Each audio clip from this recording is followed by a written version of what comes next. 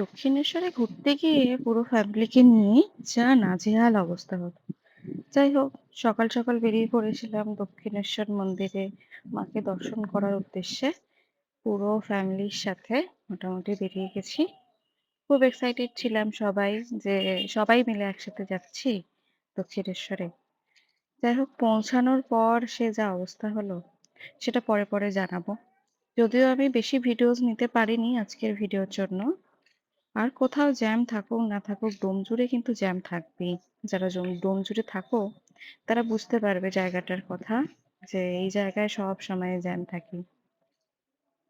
তো যাই হোক, ডোমজুর ক্রস করে যখন হাই রোডে উঠলাম দেখলাম মোটামুটি জ্যাম ট্যাম আর সেরকম কিছু পাইনি।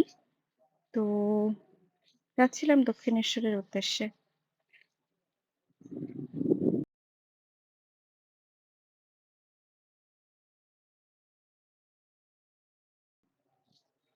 রাস্তায় যেতে যেতে একটা প্রসেশনও দেখলাম, হনুমানজি অ্যান্ড রাম ঠাকুরের।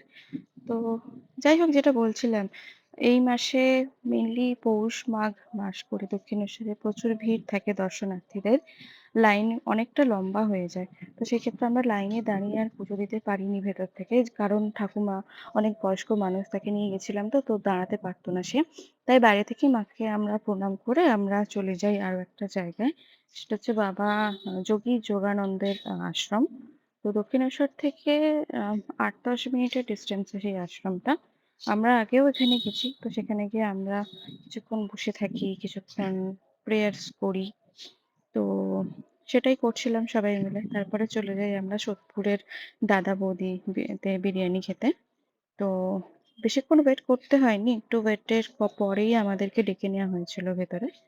তো খাবার জন্য একটু ওয়েট করতে হয়েছিল, কারণ ভিড় তো থাকেই ওদের সবসময়। বাট ঠিক আছে, যখন খাবারটা ফাইনালি আসে আমরা তখন হ্যাপি হয়েছিলাম। তো খাবার যাই হোক, আজকের দিনটা বেশ ভালোই কাটলো। আমার ঠাকুমারও খুব ভালো লেগেছিল। তো আজকের জন্য এইটুকুই। পরে আবার দেখা হবে পরের ভিডিওতে। Bye bye.